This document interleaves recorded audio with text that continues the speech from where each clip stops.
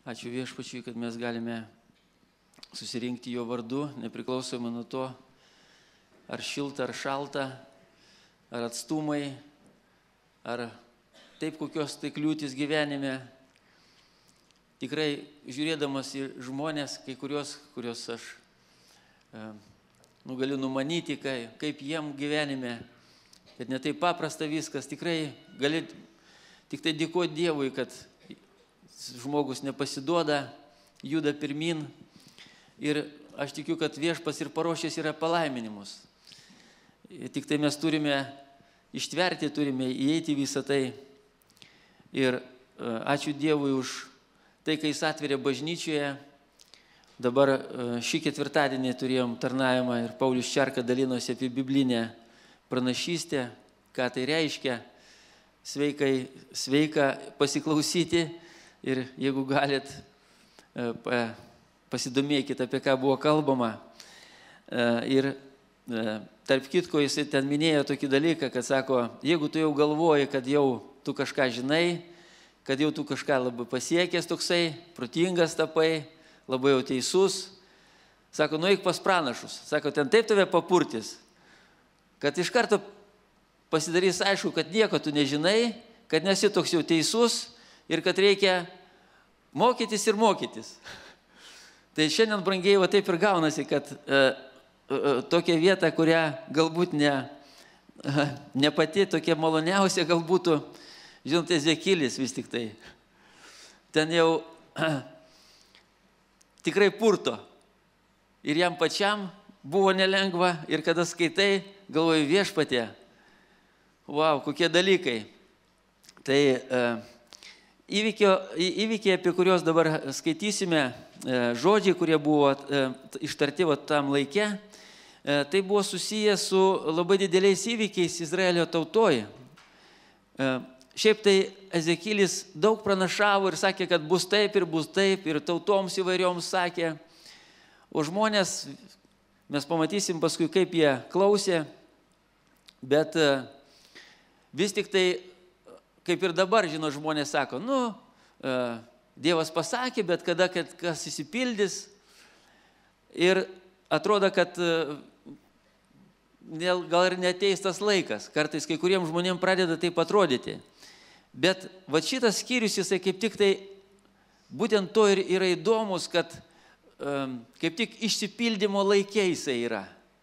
33 skyrius Ezekilio yra išsipildo tai, kas buvo perspėjimas Jeruzalei, kad jinai bus sugriauta, jeigu net gilaus. Ir tuo metu visas tai vyksta. Netgi šitos skyriaus antroje dalyje paminėta, kad, reiškia, data, kurią dieną tai buvo ir kad tą dieną Dievas pasakė, kad ateis šauklys, pabėgėlis toksai iš Jeruzalės. Ir dar prieš jam ateinant, Viešpats jau atvėrė jo lūpas, jisai buvo nebylys prieš tai tapęs. Kaip ženklas tai buvo įvykę su juo. Kad visi dalykai labai rimti. Todėl tai, ką mes čia skaitome, brangieji, jūs, kaip sakant, daug tikit ar mažai tikit, čia jau netame dabar esmė.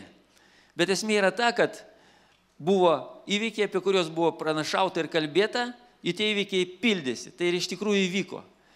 Ir įdomu, ką Dievas tokio vietoj kalba, apie ką jisai, aiškia, prabyla tuo metu.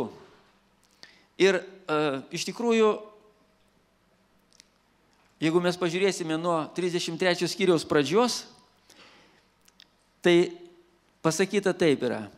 Man vėl atėjo Viešpaties žodis sakydamas, žmogaus sūnau, kalbėk savo tautos vaikams ir jiems sakyk, kai užleisiu ant šalies kalaviją, jei šalies tauta paims iš savo ribų vyrą ir jį paskirs savo sargybiniu, jei jis pamatęs ateinantį ant šalies kalaviją pūs trimitą ir įspės tautą, tuomet kas išgirs trimito garsą, bet nepriims įspėjimo, ir jei atėjęs kalavijas jį atimtų, tai yra tas žmogus žūtų, tai jo kraujas bus ant jo paties galvos. Jis girdėjo trimito garsą, bet nepriėmė įspėjimo, jo kraujas bus ant jo. Bet kas priima įspėjimą, tas išgelbės savo sielą. Bet jei sargybinis pamatęs ateinantį kalaviją nepūs trimito ir tauta nebus įspėta, ir jei atėjęs kalavijas atims kurį iš jų tarpo, tai jis bus paimtas dėl savo neteisybės, tačiau jo kraujo pareikalausi iš sargybinio rankos. Taigi tave, o žmogaus sūnau, pastačiau sargybinių Izraelio namams, todėl tu girdėsi iš mano burno žodį ir juos nuo manęs įspėsi. Kai sakysiu nedorėliui, o nedorėlį, tu tikrai mirsi, jei tu nekalbėsi, kad įspėtum nedorėlį gręžtis nuo savo kelio, tai tas nedorėlis mirs dėl savo neteisybės, tačiau jo kraujo pareikalausiu iš tavo rankos. Tačiau jei įspėsi nedorėlį dėl jo kelio, kad gręžtųsi nuo jo, jei jis nenusisuks nuo savo kelio, jis mirs savo neteisybėje, bet tu būsi išgelbėjęs savo sielą.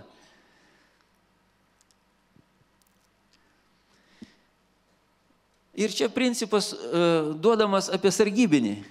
Sargybinis tais laikais miestai turėjo sienas ir kas vyksta už sienų, taip sau paprastai nepamatysi, turėjo būti sargybinis, kuris galėtų matyti, kas tenai už tų sienų, ir jeigu ateina priešas, jis turėjo pūsti trimitą, perspėti visus, pasakyti, kiekvienam neįmanoma papasakoti, trimitas skamba ir visi turėjo atkreipti dėmesį ir pasisaugoti. Ir jeigu priima tą perspėjimą, gerai, jeigu nepriima, blogai. Ir tuo atveju, apie kurį mes čia dabar skaitome, konkrečiai pasakyta Ezekiliui, tu esi tas sargybinis, aš tave paskyriau. O dabartiniam laike, galim sakyti, tai buvo praeityje, Ezekilis senai nebegyvena, tai eina kalba apie maždaug 580 metai iki Kristaus dar. Tai jau čia 2000 metų turim po Kristaus, tai matot, beveik 2500 metų, bet kaip jums atrodo, ar buvo dar daugiau tokių žmonių, kurie buvo tokiom pašaukti, tokiom pareigoms būti sargybiniais, perspėti žmonės, pranešti jiem kažką svarbaus? Buvo ar ne, kaip jums atrodo? Buvo ar ne? Teisingai. Tokių žmonių buvo ir mes galim tokią ryškę figūrą prisiminti, Jonas Krikštytojas, kuris išėjo į dykumą ir šaukė. Ir atrodo, ką ten dykumoji, kas ten tave girdės, visa tauta sujudo, visi išgirdo, mūsų iki šioliai ta žinia kaip ir stebina ir net mūsų supurto, galvojam, nieko savo, kaip, kokios reikėjo jėgos, kokio reikėjo tvirtumo turėti, kad va taip tarnauti Dievui. Bet dar nuostabesnį yra Jėzaus žodžiai, kad sako, kiekvienas mažiausias Dievo karalystė didesnis už Joną Krikštytoją. Kaip tik nesenai čia vienas brolis minėjo. Tai tie tarnai Dievo, kurie kaip apaštalai, daimkim, apaštalas Petras, nesenai girdėjom, kaip jis nešė žinią į Kornelijaus namus, arba apaštalas Paulius, kuris ėjo į pagonių tautas įvairiausias, Graikiją, Makedoniją, iki Italijos, įvairiuose vietose skelbė gerą žinią. Buvo jie tai šaukliais ar ne, kurie sakė žmonėms, atsigręžkite. Jo, apaštalas Paulius konkrečiai dabar, kaip tik skaičiau, Atėnuose būdamas, jisai kalbėjo tiem žmonėms kažką, tai jie sako, tu keistas kalbi dalykus, pakvietė jį į Areopagą nusivedė. O Areopagė spręsdavosi patys rimtiausi reikalai Atėnuose. Ir jis ten pradėjo jam kalbėti, kalbėjo ir paskui vienu momentu sako, taigi dabar Dievas įsako visur visiems atgailauti. Net neklausė, nori, nenori, įsako. O tokioj formai tai buvo paskelbta tiem žmonėms, kurie, jie buvo išdidus savo žiniuose, po šiai dienai, sakoma, graikai, jie filosofai, išminčiai. Ir kai kurie ten pradėjo šaipytis, kada išgirdo apie mirusiųjų prisikėlimą, ne visi paklausė, bet va tokia žinia buvo paskelbta, įsako. Ir apaštalas Paulius šiuo atveju jisai buvo šauklys tai tautai. Jis pasakė tai, kas Dievo buvo liepta. Ir kas paklausė, tai paklausė. Kaip mes čia girdėjome, jisai išgelbėjo savo sielą. Kas nepaklausė, mirs už savo nuodėmę. Ir sargybinis tuo atveju nebe atsakingas. Apaštalas Paulius vienoje vietoje sako, aš nekaltas dabar nuo jūsų kraujo. Nusipurtė rūbus ir sako, dabar einu pas pagonis. Žydų tautai kiek galėjo skelbė, bet dažniausiai susidurdavo su pasipriešinimu. Tai taip mes žinome. Tai va dabar, jeigu mes sugrįžtam prie šitos istorijos Ezekilio ir matome, ant kiek svarbus yra to žmogaus tarnavimas ir jis turėjo perspėti. O dabar kitas klausimas toksai kyla. Jeigu reikia perspėti kažkokios bėdos, kodėl vis tik tai tos bėdos ateina? Čia vat mes sustojom ties tokia vieta, kur 10 eilutėje pasakyta. Taigi tu žmogaus sūnau sakyk Izraelio namam, jūs taip kalbate sakydami, jei mūsų nusižengimai ir mūsų nuodėmės yra ant mūsų ir mes juose nykstame, tai kaip mes begyvensime? Tai yra žmogus jaučia, kad kažkas jį spaudžia, nusikaltimų tikrai daug yra ir jam kyla toks klausimas, kaip gyventi. Tos bėdos, apie kurias mes čia girdime, kalavijas jis neateina šiaip savo. Jis ateina dėl to, kad yra kaltė, nuodėmė. Ir jeigu mes paimsime toliau kitą eilutę, atsiveria Dievo širdis. Pažiūrėkime, ne viešpats mums tas nelaimės ruošia, siunčia arba linki mums to. Paklausykime, kaip sakoma, Ezekilio 33 skyrius 11 eilutė. Sakyk jiems, kaip aš gyvas, sako viešpats Dievas. Aš nenoriu nedorėlio mirties, bet noriu, kad nedorėlis nusisuktų nuo savo kelio ir gyventų. Nusigręžkite nuo savo piktų kelių. Kodėlgi jūs turėtumėte mirti, o Izraelio namai?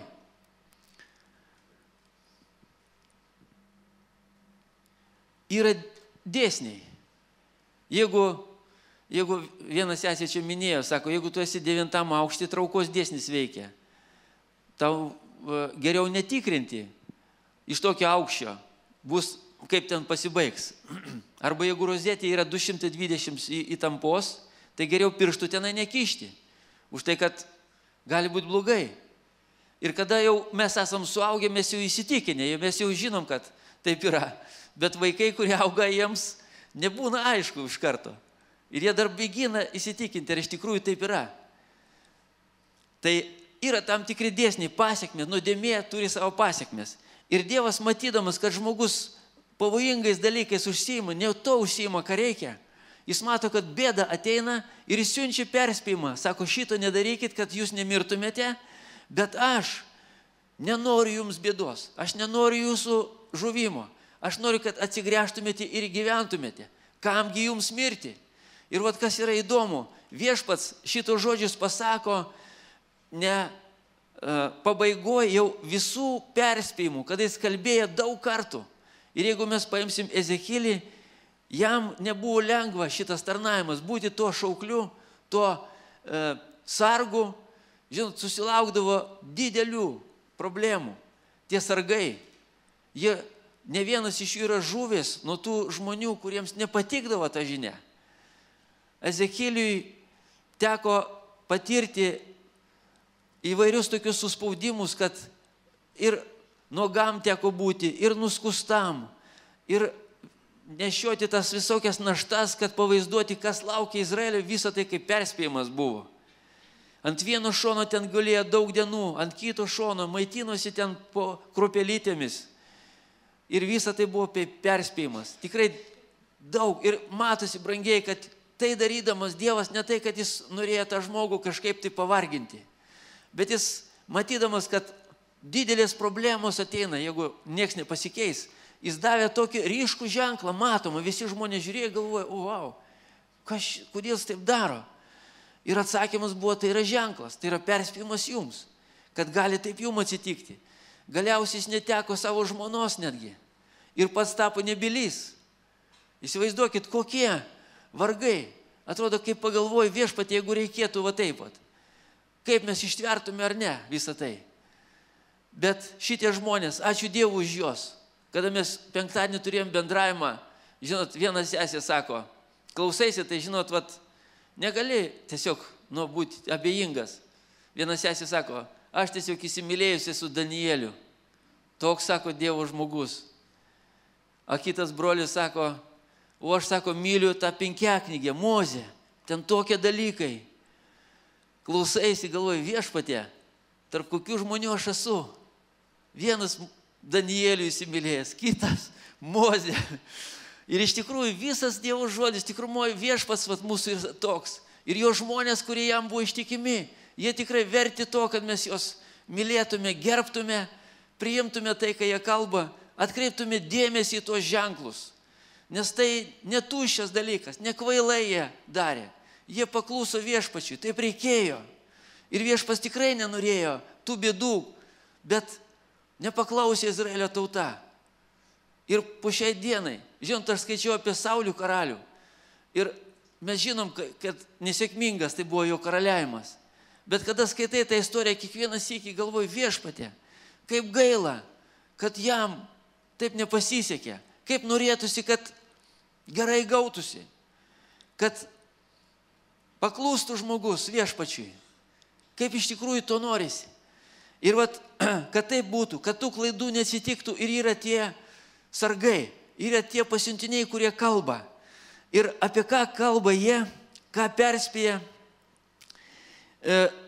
Kaip tik šitame skyriuje dar yra, kai kas mes paskaitysime su jumis. Pavyzdžiui, nuo 12 eilutės. Jei todėl tu, žmogaus sūnau, sakyk savo tautos vaikams, teisėjo teisumas jo neišgelbės jo nusižengimo dieną, o dėl nedorėlė nedorybės jis negrius dėl jos tą dieną, kai jis nusisuks nuo savo nedorybės. Ir teisusis negalės išlikti gyvas dėl savo teisumo tą dieną, kai jis nusidės. Kai sakysiu teisėjam, kad jis tikrai gyvens, va Dievas pasako žmogui, kad tu tikrai gyvensi, viskas, aš tave laiminu, ar ne? Ir tai yra puiku, mes džiaugiamės tai girdėdami. Bet žiūrėkit, kas toliau. Ir jei jis, pasitikėdamas savo teisumu, Viešpats pasakė, užtikrino, pažadai visi yra, jisai darys neteisybę, nes man kažkas tai pažadėta, garantuota. Yra net žmonių, kurie sako, išgelbėjimo neprarasi, kad ir ką tu. Gali nusidėti, gali tą, bet jeigu Dievas pasakė, jis tave išgelbės. Taip, yra tokių žmonių, krikščionių, kurie tiki tokio išgelbėjimo nepraradimu, vadinasi. Ir jis pasitikėdamas savo teisimu darys neteisybę, tai visas jo teisumas nebus prisimintas. Bet dėl savo neteisybės, kurią jis darė, dėl jos jis mirs. Ir jeigu, žinot, yra toksai dalykas, Dievas su žmonėm turi tokį reikalą įdomų. Turbūt daugelis žinot, kad pas Viešpatį yra knyga. Ir toje knygoje yra įrašyti vardai tų, kurie paveldė amžinai gyvenimą. Ir dabar, atsimenu, pastorius Rytis pamokslavo, kada įvyksta? Kada, supranti, jeigu santuoką paimsim, tai nuo kokio momento ta santuoka, jinai čia jau skaitosi. Jeigu vaikas gimsta, tai nuo kokio momento? Iš tikrųjų, jeigu atgimimas, tai nuo kokio čia momento? Ir jeigu tas dalykas dabar, nuo kokio momento, kada jie ten įrašo į tą knygą? Tai čia dabar neįsiplėsiu tą temą, apie tai buvo kalbėta. Bet dabar gerai įrašė toj knygoje, įrašė danguje. Ir atrodo, jeigu jau dangų įrašė, tai jau gali būti toks ramus. Taip gali jau pasitikėti, kad jau nieks iš ten neištrins. Bet priminsiu, brangieji, atvejį, kuris Mozės gyvenime buvo. Mozė meldžiasi, sako, Viešpatie, prašau, atleisk šitiems žmonėms, o jeigu ne, tai mane, sako, ištrink iš savo knygos. Ir Viešpats ką jam atsako? Sako, tos, kurie nusideda, sako, tuos aš ištrinsiu. Aišku, tai nereiškia, kad mes tik tai suklydom, biški, kažką netai padarėm, iš karto tas įvyksta. Viešpats maloningas, jisai kantrus, sako, mes girdime, sako, aš nenoriu nusidėjėlio mirties. Bet jeigu žmogus mato, Dievas, kad jis pasitikė to, kad jis geras, kad jis jam atleidžia ir jis sako, dabar aš tada pirmin darau, planuoju kažkokią piktybę. Nes Viešpats atleis. Va čia apie tai kalbama. Žinok, čia tegul Dievo baimė ateina į kiekvieną širdį. Tada, sako, kažko nesupranti, kaip Paulius Šerka ketvirtadienį sako, sugrįž pas pranašus, jie tave taip išpurtis, kad tu nebenorėsi. Ir kas įdomu, kad iš tikrųjų, vat, teko girdėti šiom dienomis, kad viena sesė įtikėjo būtent skaitydama Senąjį testamentą. Dar būdama netikinti, pradėjo perskaitė vieną knygą, antrą, trečią Senojo testamento. Ir tada, sako, tokį baimę man atėjo, sako, aš galvoju, wow, reiškia, Dievas yra. Jinai pro bažnyčią praeidama žegnotis pradėjo, kur anksčiau nesižegnodavo ir nebuvo tikinti, nei katalikai, nieko nebuvo. Praeidama pro bažnyčią žegnotis pradėjo. Vien tik tai paskaičius Senąjį testamentą. Paskui vėliau jinai įtikėjo, dabar tikinti Jėzų Kristų. Taip, kad, brangieji, ačiū Dievui, kad tie pranašai, jie savo atlieka tą supurtimą ir jie sako, neapsigauk, nepasitikėk, taip, gerai, kad tu darai gerą, gerai, kad tu priimi mano išteisinimą, vaikštai toje malonėje, bet eik teisingais keliais, neleisk savo nuklysti ir pasiteisinti. Ir kokius dalykus mes galime pamatyti dar, kokias klaidos, čia atskleistos va šitame skyriuje tiesiog. 33 skyrius Ezekėlio skaitau dabar iš nuo 23 eilutės. Tada man atėjo Viešpaties žodis sakydamas, žmogaus sūnau, šitų Izraelio šalies dykinių gyventojų kalba sakydami, Abraomas buvo vienas ir jis paveldėjo šalį, o mūsų yra daug, mums šalis duota paveldui. Todėl jiems sakyk, taip sako Viešpats Dievas, jūs valgote su krauju, keliate savo akis į stabus ir praliejate kraują, argi jūs turėtumėt pasisavinti šalį? Jūs remiate savo kalaviju, darote bjaurystės ir kiekvienas sutaršėt savo artimo žmoną, argi jūs turėtumėt pasisavinti šalį? Vėlgi, kas čia vyksta? Vienu atveju mes girdime, kad žmonės pasitikė savo teisumu ir čia, jūs nepaslaptys, jūs turbūt patys man galėtumėt pasakyti tokių pavyzdžių, kai matėt, kad žmogus, jisai tikintis, jisai eina su Dievu ir žiūrėk, jisai kažkokiu momentu, tu žiūri į galvoju, kodėl jis taip elgėsi, ką jis daro, jisai, matai, kad jis negerai daro. Arba šaukia ant kažko tai, arba pyksta, arba su valdžią savo kažkaip tai panaudoja ne taip. Turbūt esam matę tokių pavyzdžių. Ir tai žmogus, vat mes čia skaitėme, jis daro pasitikėdamas savo teisumu.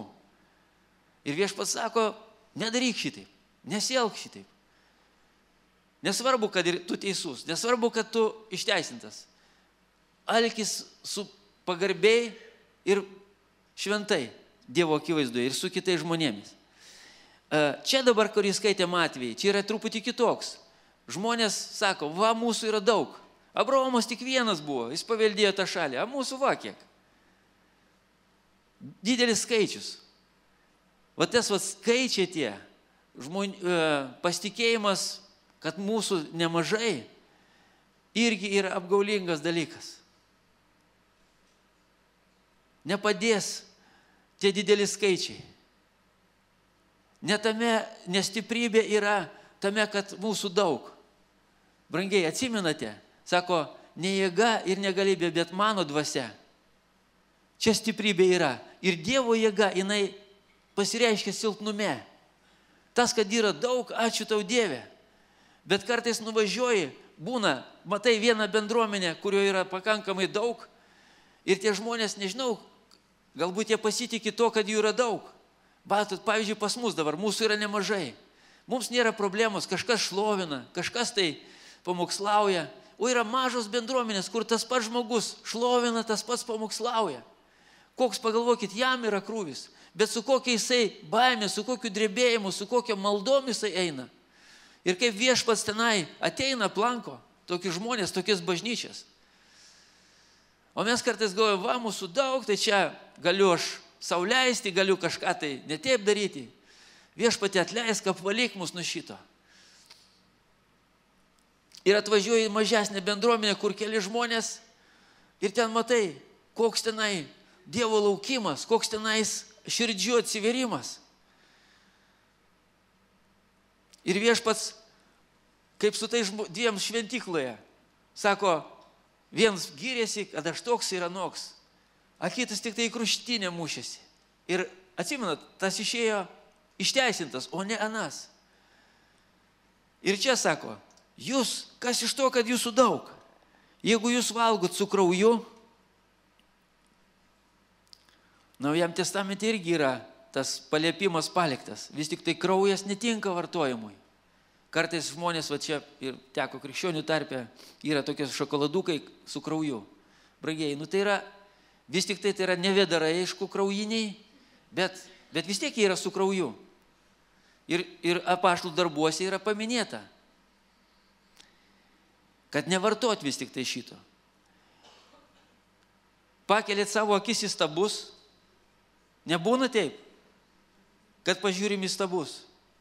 Skaičiau šitą vietą, sakau, Viešpatie, atleisk. Yra dalykai, kada mes su taip pasielgiam, bet Viešpats perspėja, įsiunčia tokią žinią ir sako, palik šitą, pašalink visą tai. Jūs remiate savo kalaviju, yra kalavijas, reiškia jėgos simbolis, stiprumo, galima kažką tai padaryti. Ir tai yra žmogus pasitikė. Ne to, kad teisingumas yra, bet jis turi jėgą ir jis gali kažką tai padaryti. Blogai. Darote bjaurystės ir kiekvienas suteršėt savo artimo žmoną. Argi jūs turėtumėt pasisavinti šalį? Ne, paveldėjimas taip nieko nesigaus, jeigu su tokiom nuodėmėm. Ir Izraeliui konkrečiai mes turim tą ryškų labai pavyzdį, kad jiem taip ir atsitiko. Dabar toliau. Dar vienas dalykas, apie kurį perspėja Viešpats šitame skyriuje. 30 eilutė. O tu, žmogaus sūnau, tavo tautos vaikai vis kalbasi prieš tave pasieniuose bei namų tarpduriuose ir kalba vienas kitam, kiekvienas savo broliui, sakydami, meldžiu, ateikite ir pasiklausykite, koks yra tas žodis, išeinantis iš Viešpaties. Jie ateina pas tave, kaip ateina tauta, ir sėdi priešais tave, kaip mano tauta, ir klausysi tavo žodžių, bet jų nevykdo, nes savo burna jie rodo didelę meilę, bet jų širdis eina paskui jų godumą. Ir štai tu esi jiems kaip labai graži giesmė. To, kuris turi malonų balsą ir moka gerai skambinti instrumentų, nes jie klausosi tavo žodžių, bet jų nevykdo. Nebūna taip, brangieji, mūsų tarpe. Mes tokias giesmės giedam, kaip pastorius Rytis Anasikį pasakė. Sako, tokia giesmė tai viskas ir pamokslo net nereikia. Vieną giesmę paėmus tik tai. Kiek ten yra. Ir jeigu iš širdies tai darai, jeigu tikrai priimi, tiki to, renkėsi taip ir gyventi, tai, aišku, pamokslas nekenkia. Ir pamokslas tada irgi bus gerai. Bet praleidi giesmę, pagėdi taip savo, paskui klausai pamokslą, galvoji, šneka, gerai, jeigu šneka, matyti, sugeba šnekėti. Bet aš turiu savo nuomonę, aš gyvenu savaip, o dar tenka išgirsti tokių dalykų, kad sako, gyvena žmonės, krikščionys, kad ir jauni žmonės, bet sako, vaikų, pavyzdžiui, jie nemėgsta. Aš kada išgirdau, sakau, Viešpatie, tai kaip čia suprasti, kaip čia suderinti tos dalykus? Kaip aš galiu mylėti, sako, tu myli Viešpatį, kuris yra kažkur tai danguje, bet tu nemyli artimo arba vaiko. Kokios ten priežastys, galbūt vaikystėje buvo kažkokios problemos ar ką, bet brangiai, negalim gyventi su tokiom nuostatom. Viešpas pasakė, sako, nepaniekinkit šitų mažutėlių, nes jų yra dangaus karalystė. Kas vaiką šitą priima dėl manęs, sako, jis mane priima. Išblaivėkime, brangiai, nebūkime žmonės, kurie, ot kaip čia mes skaitėme, ateina pasiklausyti ir lūpose didelė meilė. Kaip nebūtų keista. Savo burna jie rodo didelę meilę, 301 eilutė, bet jų širdis eina paskui jų godumą.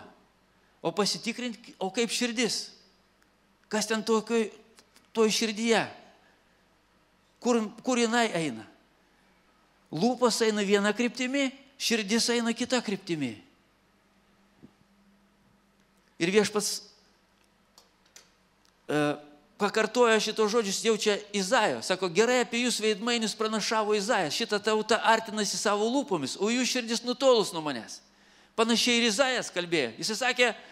Jisai buvo tas šauklys, kuris sakė, žmonės, susipraskit, nedarykit šito. Bet fariziejai, kada klausėsi, jie šaipėsi. Sako, nu ką tu čia aiškini? Mūsų daug, mes labai neblogai laikomės, viens kitą palaikom ir finansiškai mums gerai, ir dvasiškai mes aukštumoj. A tu čia kažkoks galėlėtis atėjęs aiškini. Ir jiem buvo juokinga. Bet tai buvo laikinai. Jų tas tvirtumas. Atėjo laikas, kada pasikartoja tą dramą, šventyklos drama. Jūs žinot, brangiai, gal ne visi žinot. Pirmoji šventykla, kurią pastatė Saliamonas maždaug apie 1000 metus iki Kristaus, jinai buvo sugriauta 580 kažkur 6 metais iki Kristaus. Vat apie tą laiką, kaip tik dabar mes ir skaitom tuos žodžius, kurie yra susijęs su tuo laiku. O paskui, kada atstatė tą šventyklą vėl, karaliai ėmėsi, žmonės atstatinėjo, paskui karalius Erodas ten dėjo didelės pastangas, atstatė tą šventyklą. Ir Jėzus vaikščiojo ir mokiniai sako, pažiūrėk, matai, kokie gražus pastatai, kokie akmenys, kokie didybė. Jėzus pažiūrėjo, sako, žinot, iš viso to, ką čia matot, neliks akmens ant akmens. O, wow. Ir pasirodo, ten jau net ne keli šimtai. Jeigu čia šitai šventyklai keli šimtai metų buvo, kol atėjo tas įvykis. Tenais prireikė tik tai kelių dešimtmečių. Jėzus buvo nukryžiuotas maždaug 33 metais, o šventykla buvo sugriauta 70 metais. Apie 36 kokie metai tik tai praėjo. Ir visas išsipildė. Bet taip išsipildė, kad po 70 metų jie pirmoji tremtis buvo gražinta. Kita tremtis buvo gražinta vos ne po 2000 metų. Viešpats ištikimas, jis pažadėjęs išpildo, ką pasakė. Bet geriau nejuokauti, geriau nebūti tais, kurie bando, kogi čia viskas pasibaigs. Ir dabar buvo laikas, kada krikščionis puolė tos žydų tautą, sakė, va, kokie jūs blogi. A dabar mes, kada žiūrim juos, mes gailim jų. Mes meldžiamės už juos, sakom, viešpatie, pasigailėk. Mano uošvis važiavo į Jeruzalę. Žinot, ten prie tos verksmo sienos žmonės ateina ir jisai ten buvo. Sako, negali, matai, kai žmonės verkia. Tu negali abejingas ten būti. Jie verkia, sako, viešpatie, atstatyk. Tegu išsipildo tavo pažadai. Ir sako viešpatie žodį, sako, prašykite taikos Jeruzalėj. Brangiai, turim atjausti šitą tautą. Suklydo, nukentėjo, bet viešpatie, pasigailėk. Bet pamoką taip pat priimkime, kokie ir mums Viešpats duoda. Ir yra dar 2 momentai, kuriuos aš vis tik tai norėčiau paminėti. Vienas dalykas, tai yra susijęs su, tai jau šių laikų reikalai. Tai yra su alkoholio vartojimu. Ir yra, pavyzdžiui, žmonės sako, va, prašau, Jėzus vyną netgi padaugino šventykloje, šventėje, per vestuves. Ir liktai neuždrausta Naujajame testamente vartoti alkoholio. O Senajame testamente atrodo liktai tuo labiau. Bet aš jums vieną dalyką, tik tai tokį paprastą paminėsiu iš Senojo testamento. Kada buvo pastatyta Mozė, Dievas parodė, kaip turi būti padaryta palapinė, susitikimas, vieta su viešpačiu. Viskas buvo padaryta, Dievo buvimas atėjo galingai taip, kad žmonės net akivaizdžiai tai matė. Ir iš karto po to skaičių knygoje 10 skyriuje parašyta, kad 2 kunigai Arono, vyriausiojo kunigo sūnus, įeina į tą šventyklą ne taip, kaip buvo nustatyta. Ir kas su jais atsitinka? Ugnis nuo viešpaties, jie sudega toje ugnyje ir jos išneša, jau žuvo žmonės. 2 sūnus kunigo. Ir galima būtų pasakyti, ką jie padarė, kaip suprantat, kur jie rado tą svetimą ugnį, nes ten dykuma šiaip tai. Iš kur galim buvo rasti svetimą ugnį? Ką jie ten padarė? Ir galima įvairiai spėlioti. Bet jeigu paskaitai, po to, kada aprašoma šitas įvykis, iš karto yra toks žodis. Ir viešpas pasakė tada Mozei, pasakyk kunigams, kada jie artinsis prie manęs, kad jie, sako, negertų vyno ir stiprių gėrimų, kad atskirtų švento nuo nešvento. Ir patys, reiškia, tinkamai elgtųsi ir tautą galėtų pamokyti. Ar ne mes esame irgi viešpaties kunigai, kuriem reikia skirti šventą nuo nešvento? Ar ne taip? Ir ar ne Naujasis testamentas pilnas parašymų, kad sako, būkit blaivus? O toks žodis yra ar nėra Naujam testamente? Blaivinkitės, būkit blaivus. Ir, pavyzdžiui, kaip aš, jeigu aš sakysiu, aš nedaug išgėriau, bet blaivumui tas prisideda ar ne? Pavyzdžiui, net užtenka alaus pavartoti ir jau pareigūnai, jeigu vairuosi, jau fiksuoja promilių, ten irgi nedaug jų, ten 0, kažkiek tai, bet jau gali būti problemų. Netgi kitą dieną, jeigu žmogus geria, kitą dieną ir tai jau gali vairavime pasijusti. Va. O mes turim vaikščioti visą laiką viešpaties akivaizdoje. Blaivinkite, sako. Atskirkit šventą nuo nešvento. Situacijos gali būti tokios, kad tu blaivas būdamas negali susigaudyti. Dar reikia šauktis viešpaties gerokai, kad koks tai aiškumas ateitų. O čia dabar išgeri. Man teko matyti tokį liūdną vaizdą. Vienam tokiam pobūvyje, krikščioniškam bendravime, seseriai davė pasisakyti, išėjo kalbėti ir tokia pasimetus buvo. Mėgina kalbėti ir kažkaip tai galvojom, kodėl jinai tai pasimetė. O paskui tik tai mes sužinojom, kad pasirodo, pripratęs buvo žmogus truputėlį pavartoti. Ir pavartojo alkoholį labai nedaug, kaip sakant, taip sau dėl sveikatos, dar dėl ko tai. Ir paskui, kada reikia prieš visus išeiti, pasimetimas didžiausias. Mes kai matėm, tada nežinojom, tik paskui paaiškėjo toks reikalas. Taip, kad brangiai blaivinkimės. Ir aiškiai labai paprastas pasakyta. Sako, nepasigerkite vynu, kuriame slypi pasileidimas, bet būkit pilni šventosios dvasios. Kodėl žmogui reikia gerti? Už tai, kad jis neturi dvasios nusiraminimo. Jam problemos, pasauliečiai, žmonės. Kur jam daugiau? Iš šventosios dvasios nepriima, nepažįsta dar jos. Ir jam tenka kažkokią rasti išeitį. Bet mes, brangiai, tai turim šventąją dvasią. Nuo kogi bažnyčia prasidėjus yra? Tai ką mums kažkokie tai tie dalykai? Antraeiliai, ir šitą kalbų, brangiai, ne dėl to, kad tiesiog toks esu fariziejus, kuris nori jums kažką tai priekaištauti. Bet kadangi žinau, kad problemos yra atėjusios į krikščionių namus per visą tą dalyką. Brangiai, nejaukaukime, nedaleiskime. Patys kažką tai padarom. Paskui, kaip vaikams, koks pavyzdys gaunasi. Ir tai kenkia, tai nieko gero neatneša. Geriau būkim švarūs, tyri ir nieko bendro neturintys su tais reikalais. Brangus gėrimai, labai kilmingi, nesvarbu. Man, pavyzdžiui, neįdomu, kad ir kokie jie labai būtų kilmingi. Tiesiog raugas ir viskas man jinai. Netgi aš, kai vienas iki davė, sako, paragauk, sako, čia, pat paragauk.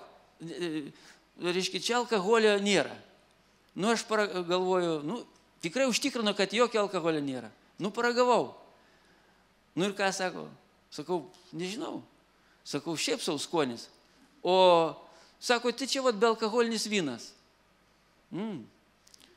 Sakau, tai aš, pavyzdžiui, sulčių, ką man tokį gerti, kuris šiaip sau toks skonis, nežinau, pavadinimas irgi. Tai geriau aš sulčių gersiu. Tikrai sveika. Ir dar pigiau, ko gero kainuoja. Tai va, brangiai, dėl šito noriu kažkaip tai turėjau tą širdyje pasakyti. Ir dar vienas dalykas, kurį noriu paminėti, tai yra draugystė. Dabartiniam laike, žinot,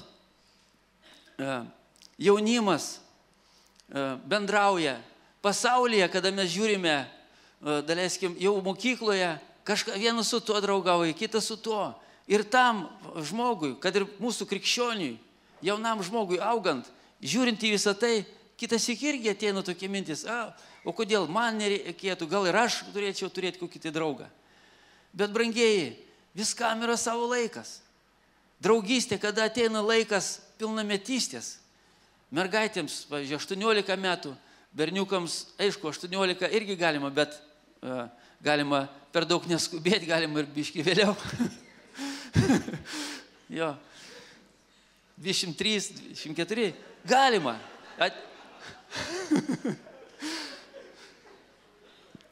Galima ir tą draugystę. Bet vėlgi, brangieji, šitam dalykė mes būkime pagarbus Dievo žodžiai.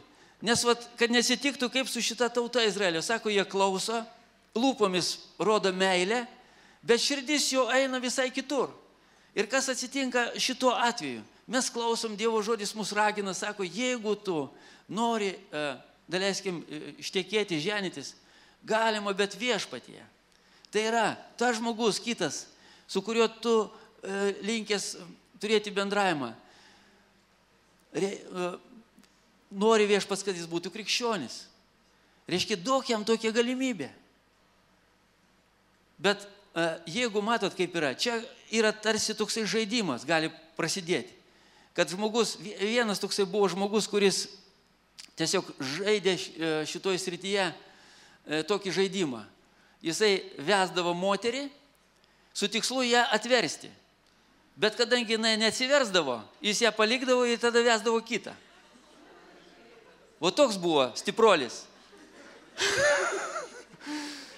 Ir ne vienai, ir aš sakau, Nadė, meluoju aš ar ne? Buvo taip ar ne? Taip, brangiai, yra buvę. Mūsų Lietuvoje čia. Nereikia kažkur toli užsienius ieškoti. Buvo. Bet, brangiai, tai ne tas kelias, kurio viešpas mus kviečia eiti. Duokim žmogui, jeigu jis tiki, prašau, jeigu jis arba jis nieko prieš, sako jisai dėl tikėjimo, prašau, tegul jis ateina, tegul jis atgailauja, tegul jis atsiverčia, normaliai, paprastai. Kad jis turėtų tokią galimybę. Nes matai, jeigu pasakysi, aš su tavim, daleiskim, žmonės galbūt jaučia simpatiją vienas kitam, bet pasakys, nu matai, negaliu su tavim ženytis, kadangi šventas raštas man neleidžia. Tu dar nepasikrikšties, bažnyčia neįsijungęs. Tai ką jis pagalvos? Jis sakys, nu jeigu toks reikalas, tai padarysiu. Aš galiu, labai dažnai ateisiu į bažnyčią, kai bus krikštas, aš pasakysiu, aš noriu krikštytis.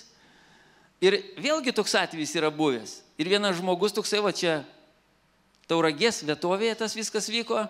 Paskui, kada jam sakė, sako, kodėl tu negyveni kaip krikščionis? Tai kad sako, pakrikštytas buvau per prievartą. O kaip čia? Tai sako, mano žmona sakė, aš su tavim nesiženysiu, jeigu tu nebūsi tikintis.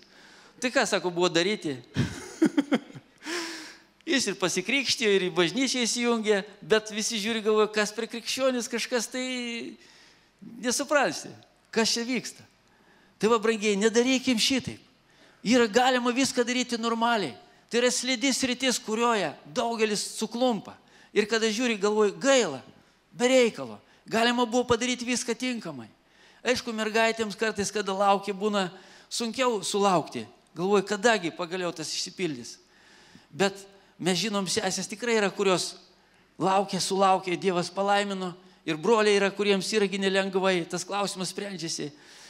Melskimės vieni už kitus, padėkime vienas kitam, padrasinkime, brangiai, bendraukime, mylėkime vienas kitą, sutarkime, bet irgi tas ribas dar noriu paminėti, prisilaikykime tos ribos, už tai, kad vis tiek vyrai yra vyrai, moteris yra moteris. Ir dabartiniam laikė glebeščiojasi vieni su kitais. Nesakau kažkiek, tai kitas iki gal ir būti ir galima. Bet irgi jauskime tas ribas, brangiai.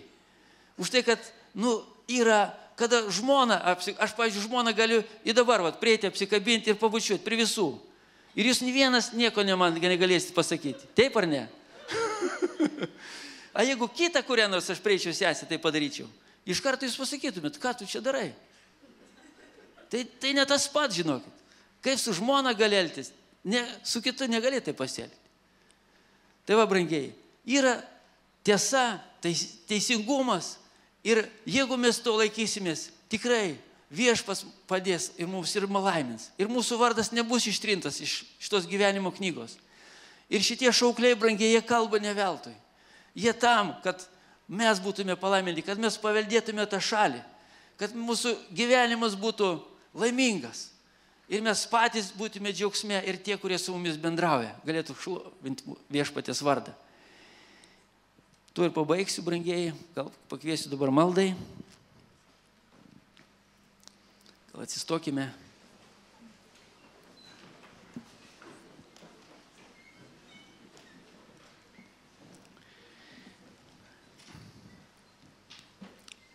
Viešpatie, mes lenkėmės prieš tavo didybę. Pripažįstam, kad tu esi šventas. Aleliuja. Aleliuja. Tu didis, Viešpatie. Ir jeigu tu pasakėjai, kad šventykla bus sugriauta, tai tu nejuokauji. Ir tau yra liūdna, Viešpatie mano, pirmiausiai, tai kiti žmonės verkė paskui. Bet tau pačiam, Viešpatie, buvo širdies skausmas matyti, kaip viskas suniokojama. Tavo švento buveinė, ta vieta, kurioje turėjo būti gerbiamas tavo vardas, kur buvo vieta maldos visoms tautoms, maldos namai. Ir ten nedorybė įsisiautėjusi sunaikinimas. Viešpatie, tu šito nenori. Ir tu sakei, aš nenoriu nusidėlio mirties, bet atsigręžkite ir gyvenkite. Kam jums mirti, Izraelio namai? Viešpatie, šiandien leis mums išgirsti tavo žodžius, leis mums atverti tavo savo širdis. Ir jeigu tavo dvasia šventoji šiandien veda į atgailą, prašau, Viešpatie mano, duok kiekvienas, kuris šiandien suvokia klaidas, kuris nori pasikeitimų. Viešpatie, tegul šventas tavo kraujas nuplauna. Tegul ta atgaila jinai bus priimtina. Aš dėkoju, Viešpatie, ir už tą sesę, kuri atvažiavo net iš kito miesto. Už tai, kad suprato, kad jai reikia atgailauti. Viešpatie, aš dėkoju tau. Pažvelk į ją. Savo šventų krauju nuplauk, Viešpatie mano. Taip pat kiekvieną, kuris dreba prieš tave, kuris visa širdimi tavo atsiveria. Tegul nebeliks nieko, dėl ko mes būtume kalti tavo akivaizdoje. Nenorim būti tie, kurie veidmainiauja, gražiai atrodo, kalba meilė žodžius, o širdis kažkur ne ten. Viešpatie, atleis mums, kad kaip bendruomenė mes nebūtume tokie. Pastatyk mus pilnam pašventinime. Ir te būna išaukštintas tik tai tavo šventas vardas. Mes renkamės nepasitikėti mūsų skaičiumi. Ir kada mūsų daug, Viešpatie, mes dėkojam tau.